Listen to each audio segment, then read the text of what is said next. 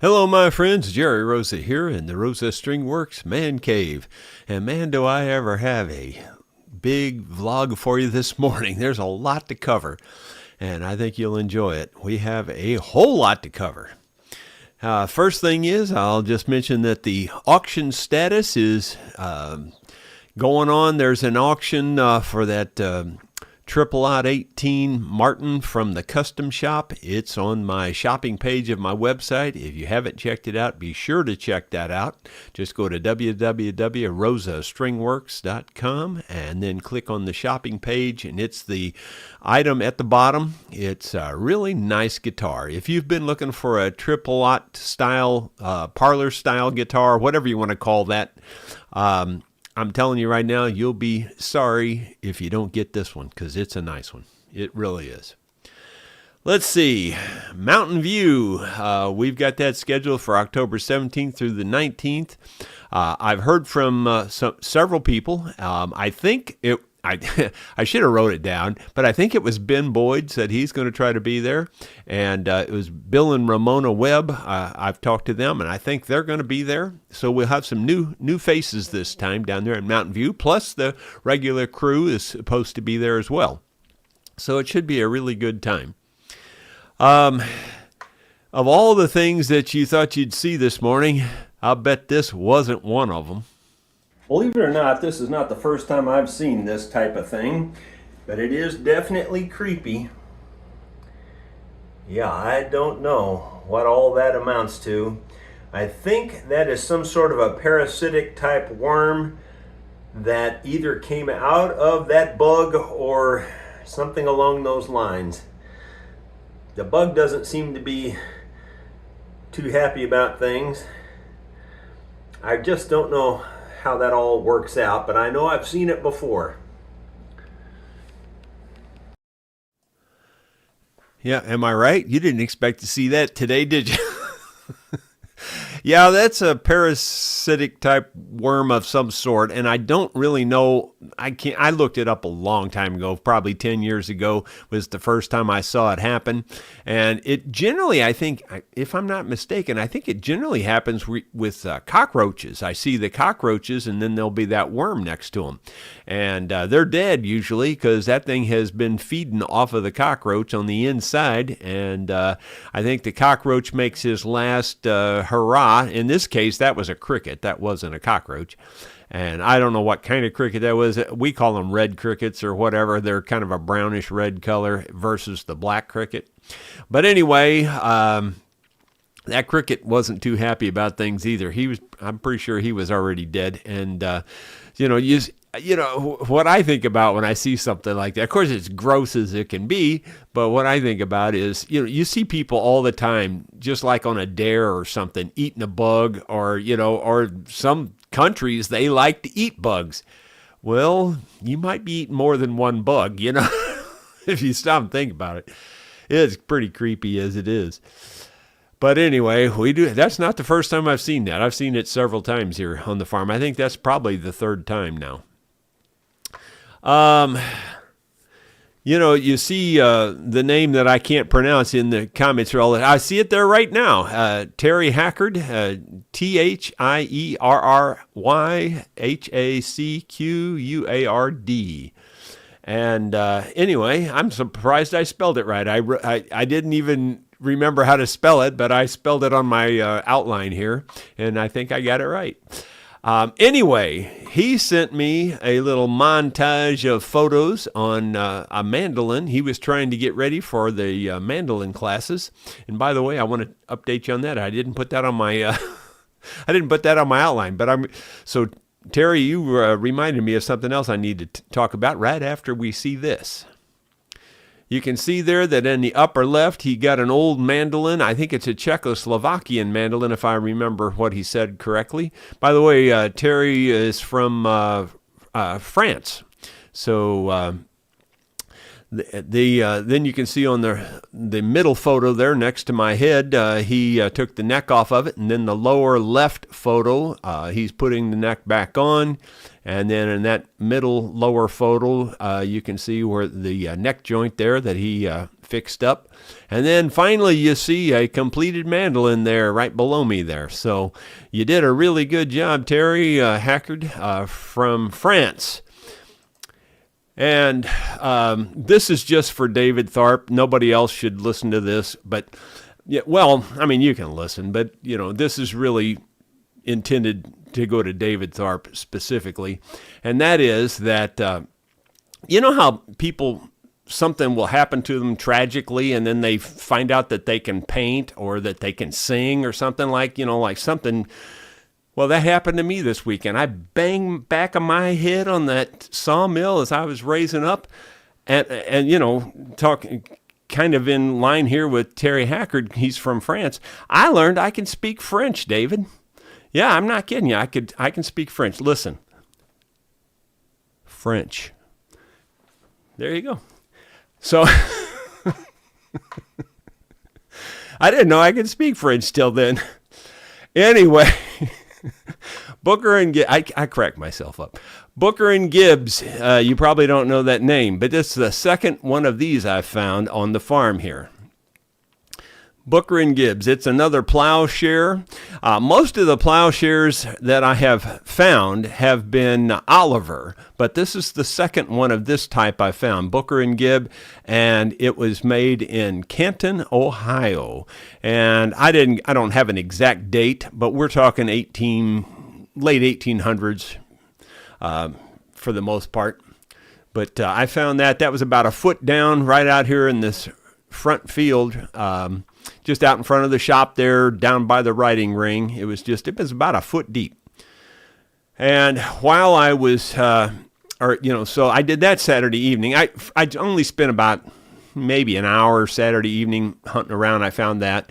And then I spent another hour late last night, just before dark, hunting around. And I found in a pretty close location there, I found a shovel blade, just the working end of the shovel. I found that and it was like 18 inches deep. It was, I can't get in the camera here. It was 18 inches deep. It was as far down as I could reach with my fingers. I mean, it was really down deep in the ground. It's amazing how something like a shovel could be that deep in the ground like that. But anyway, I found that. It wasn't much. It was pretty much gone. It was pretty rotted. Let's see. And speaking of metal detecting, here's Tom Armstrong out on the beach metal detecting. Now I don't think he's got a Mine Labs metal detector there. He's got a different kind. I would say he's got an AT, I'm trying to think of the name of the company, that AT Pro or something like that. That's what it looks like, but I can't tell from here. But it's a different brand. I can't think of the name of the Garrett, I think it is. I think it's a Garrett. But I'm not sure if that's what he's got or not, because there's so many of them that look similar.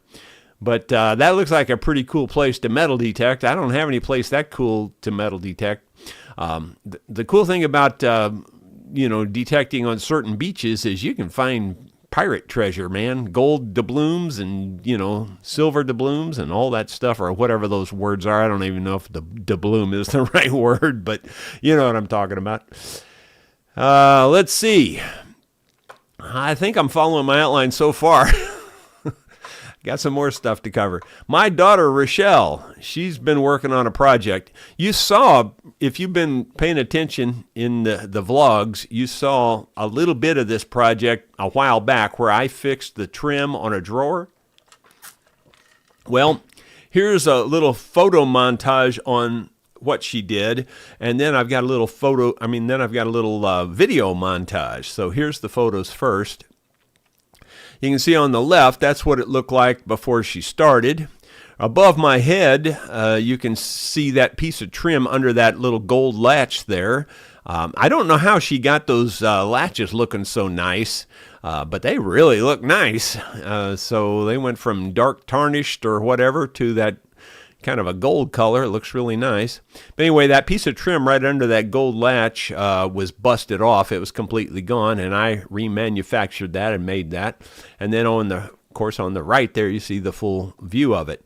Well, here's the actual video montage, and she did a great job. I wish she was here to edit my videos. This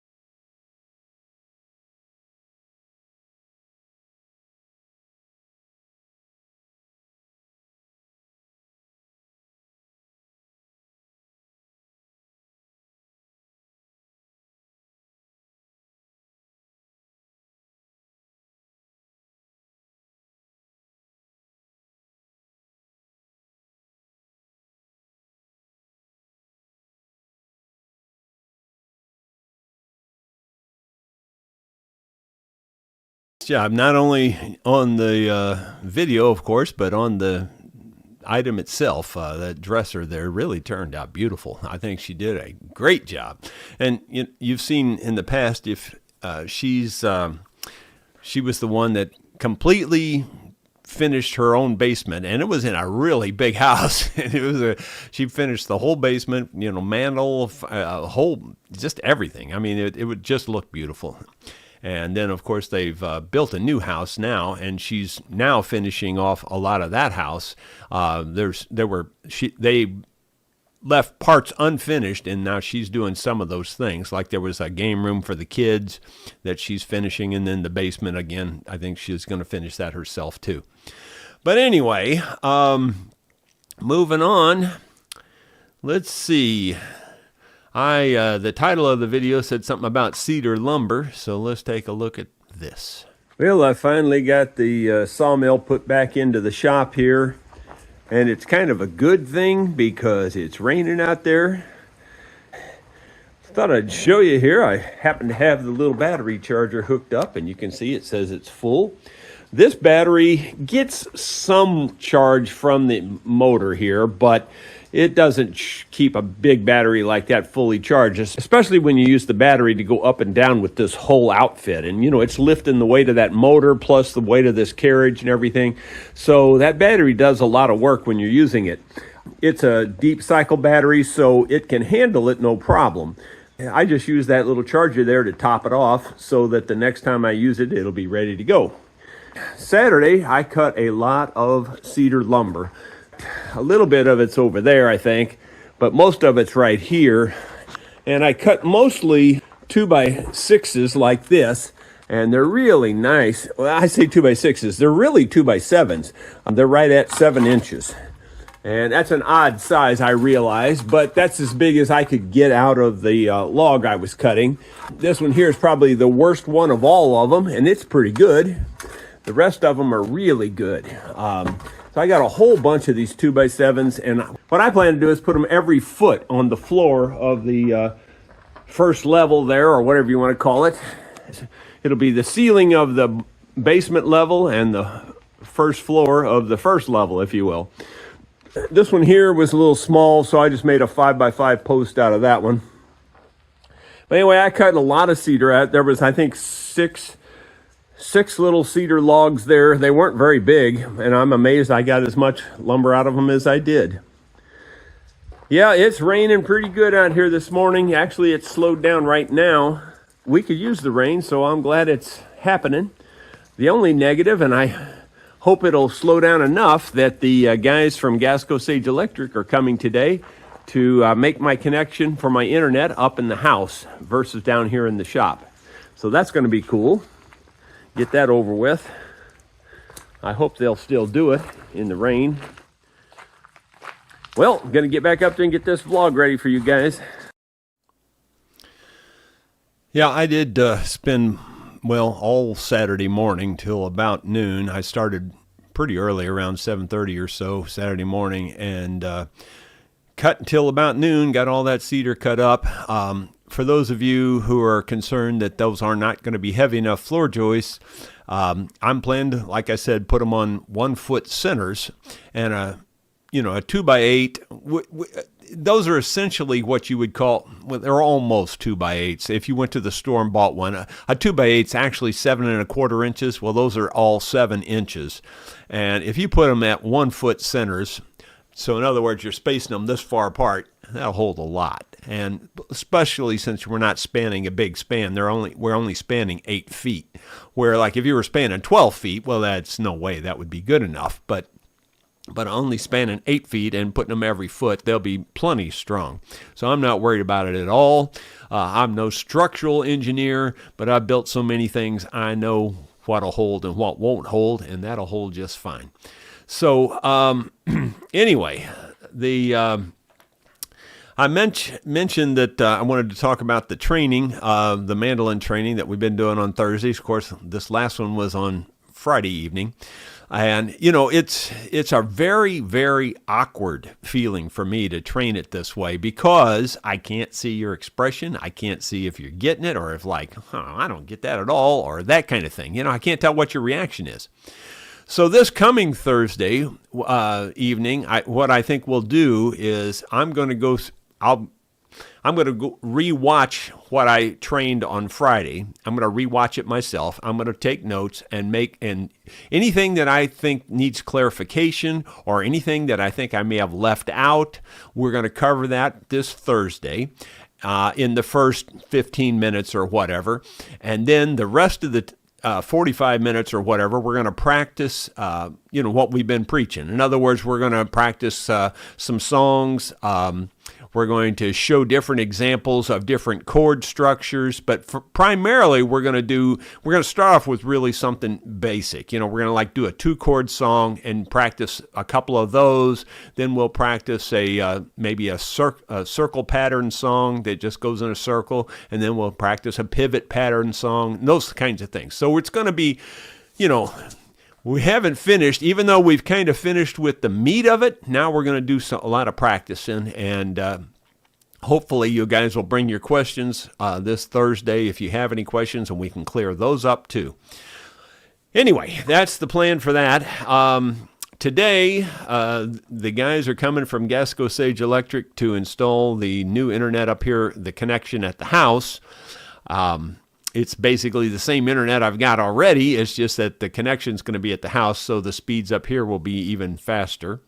Let's see. If I have time today, I'm going to try to make another video or two. I made a video on that battery charger, and I got to tell you, I didn't expect anything out of that battery charger. I thought it'd just be okay. It'll probably work, but I really like the darn little thing. I like the feedback it gives you. I like the cycles that it goes through. I like how fast it is. And it's real lightweight. It's not hard to carry around or anything. I'm pretty much sold on the darn thing. So I've got a video. I've already produced the video on that. I've sent it to the company, and I'm waiting for their reply before I release that. But I would say I'll probably be releasing that yet today. Anyway, it's a good video or a good battery charger. If I've already got it on the products I use page, I don't put them on there if they don't work. In fact, in case you have any doubts that I just put everything on there, well, I'm not going to mention the company name because I don't want to give negative reviews. If I can't say something positive, then I just don't put the video out, and that's the case on a recent torque wrench that I received from a big company, and they, were touting their torque wrench, and lots of other people have touted it on the internet as a good torque wrench. And I wrote back to them and I told them in black and white terms, I don't like their torque wrench at all. I think it's a poor design. I think I can't say anything good about it, and therefore I'd rather not put the video out. I've got the video completed, but the video is not very good, and that's what I told them. And I said, so it's up to you. I'll send you the torque wrench back if you want, or whatever, because I'm probably never going to use the darn thing. I don't like it at all. And so I'm just telling you right up front, I don't accept everything and like everything. That's not who I am. And you probably know that by now. So, and it's a big company. And that's a risk to take because they probably won't send you anything else. But I don't know. I'm just being honest with them. It's a poor design, in my opinion. I mean, it's really poor design. And you know me about design. There's no excuse for a poor design. Just none. Zero, not any. Especially by the time it hits the market. You should have the bugs worked out. It should be easy to use. It should be relatively intuitive. And anytime you need a college degree to operate a torque wrench, well, then you need a different torque wrench. That's all I got to say about that. So, but you didn't expect that rant this morning either. Let's see if I get it. These are just wishful thinking things. I'll never get to all this stuff. But if I would get through making another video for today, well, then I need to work on, I've got a couple of projects in mind with the laser cutter, and I'd like to get to that too. Of course, this morning, I'll probably be tied up with the internet guys while they're installing this. They don't really need my help exactly, but they need a little guidance on where to run stuff and how to do it. And by the way, I'm in pretty tight with these Gasco Sage internet guys plus the electric guys because they come here and they love to look through my artifacts that I found, the Native American artifacts. They love to see the other, homestead artifacts that I found and the Civil War artifacts. So it's pretty cool. They said, be sure to have us back in a month so we can see the next stuff you find. Well, the only thing I found since they were here last time is that plowshare, so that probably won't excite them too much. All right, let's go through the comments and see where we're at here. Looks like John Pepper was the first one up there, Eddie Turner, David Thorpe. And there's still a lot of controversy about who's first on these things because apparently YouTube must shift it around or whatever. I'm just going by what I see, so I can't, I don't mean to slight anybody in case you were first. David Thorpe says, I remember bringing my girlfriend home and my dad said, couldn't you find anything better? I said, leave me alone. I like her. He shut up and I was talking to her. Again, I have to read them slow. I don't get it all the time. I know what that's about, but I've just misread it, I'm sure. I'm just going to go on because there's no point in you guys suffering through my misreadings. David Tharp, I know a kleptomaniac. He says when it gets really bad, he takes something for it. Yeah, I did get that one. Let's see. Move. It's bad.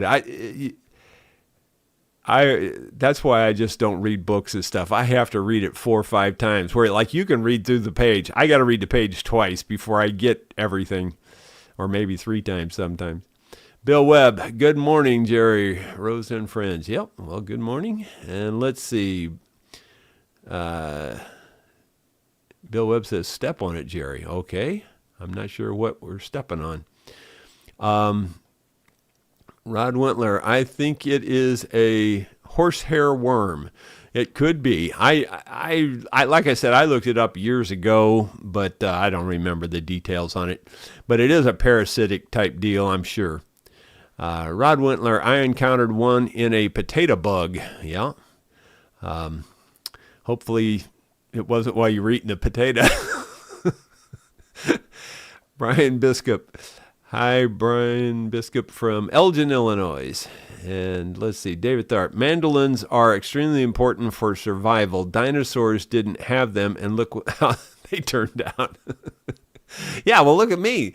I'll be 70 this year, and I'm doing just fine, especially considering what I eat, which is, according to everybody, just poison. That's all I eat is just poison. Sugar, salt, and preservatives. That's pretty much all I eat. And I know people think, oh, he's just saying that. But those people that have been around me, they know what I eat. It's nothing good. I don't eat anything that what most people would consider would be good. In fact, it's almost the exact opposite inverse of what people consider to be good. Like, I only eat like red meat for the most part, and lots of sugar, salt, and preservatives. David Tharp, Jerry, leave the jokes to us professionals. Whatever Tom finds with that detector, he'll probably turn it into some kind of beautiful jewelry. Well, especially if you find a gold doubloon on the bank there. Let's see. David Cocker. Hi, Jerry, from Brisbane, Australia. It's 11 p.m. and I'm going to bed. I like the show and enjoy the content. Well, thanks, David. Appreciate it very much. The spoken song, in your opinion, can I get more volume out of a guitar by switching from light gauge strings to medium gauge strings? Probably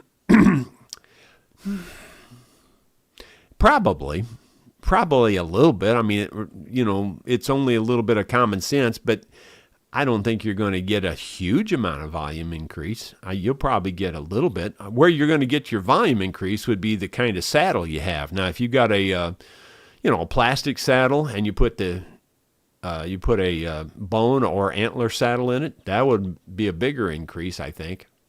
But the strings, can have an effect on the volume also, but I don't really think you're going to see that big a difference with the modern, lights versus medium strings on your volume.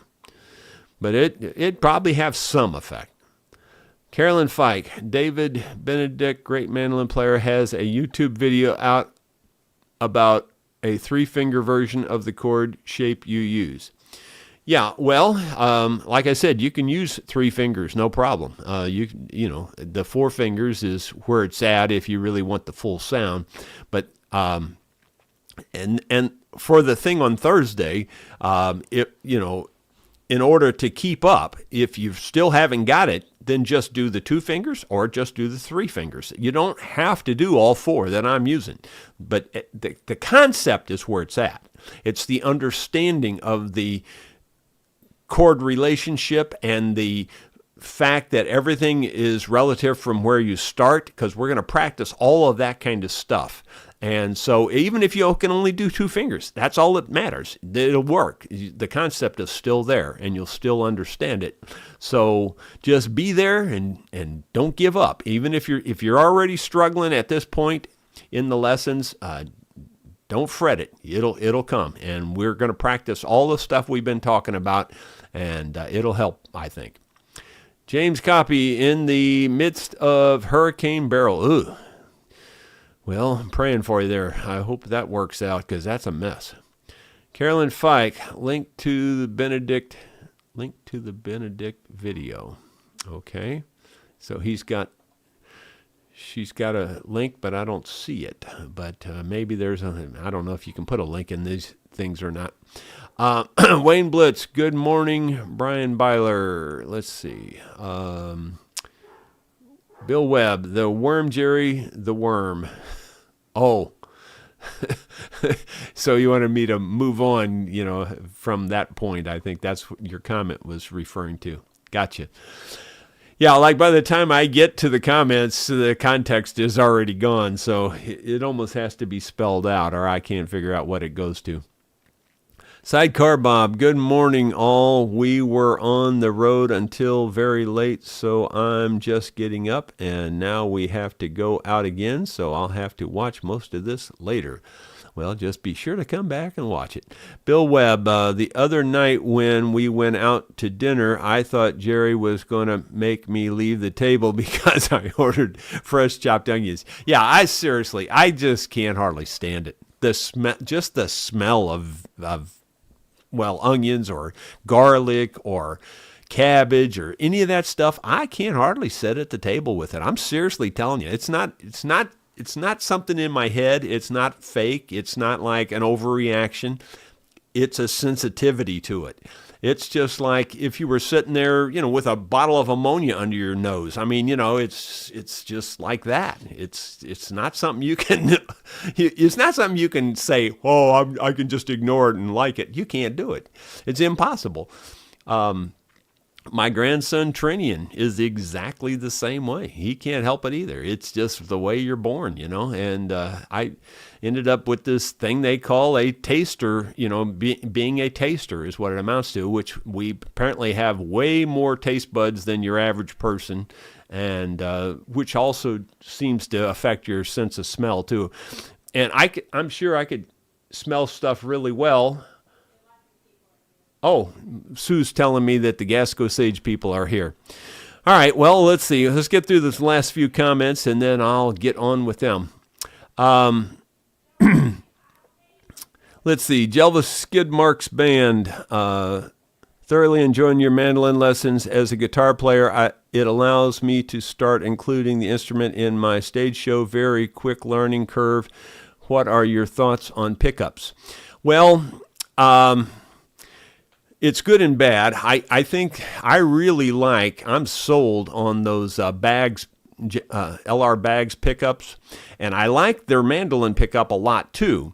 The negative of their mandolin pickup is the way it clamps onto the instrument. It's that clamp can slip, but if you put it on right and you put it on maybe with some double-sided tape or something. I don't know. But anyway, I really do like the LR Bags pickups on everything. Guitars, anything acoustic. It's hard to beat them. I mean, they're more expensive, but you get what you pay for, and they're good pickups.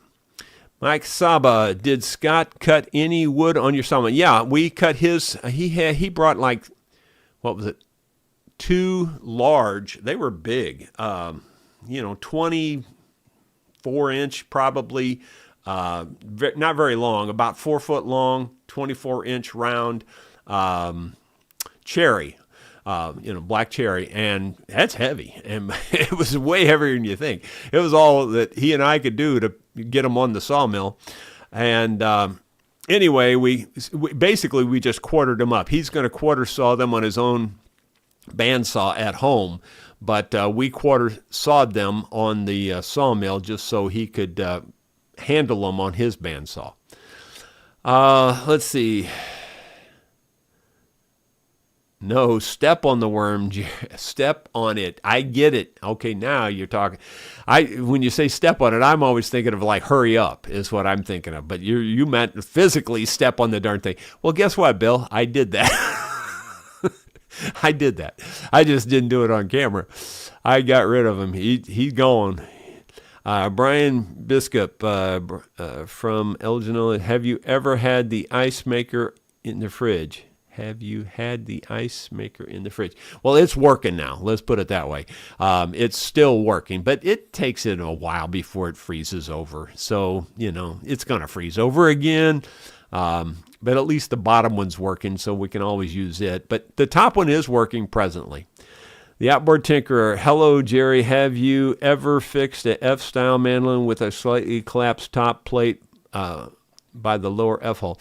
Yeah, well, I'm sure I have. I don't know if I can know that exact situation you're into, but depending on the instrument. I mean, if it's a quality instrument and it needs to be fixed right, well, then I fix them right. Whatever that takes, whether it's taking the top or back off or whatever to fix it. But if it's a lesser expensive instrument and you just want a quick and dirty fix, well, sometimes you can just prop a little stick in there, just kind of like a sound post stick, and lift that back up. Of course, you'd want to make sure you got your strings off and all that before you start lifting it back up. But get it lifted up in place and then, put your strings back on it. That's the cheap, easy way. It doesn't generally help your sound, I'll be honest. It generally makes the sound less for a couple of reasons, and I've gone into that before, why it works on a bowed instrument and it doesn't work on a picked instrument. David Tharp, last night I threw a ball for my dog. It was a bit extravagant, but he really looked good in his tuxedo. I got that one. Garland Edmondson, your last comment, it's hard to play if you don't fret it. Ha ha. Yeah, you're right. I guess you're right there. You got me on a technicality. All right, guys. Well, that's going to be it for today. I got to get busy here with the electric guys and get our internet going. Thank you so much for being here. We will see you tomorrow with another update. Thanks a lot.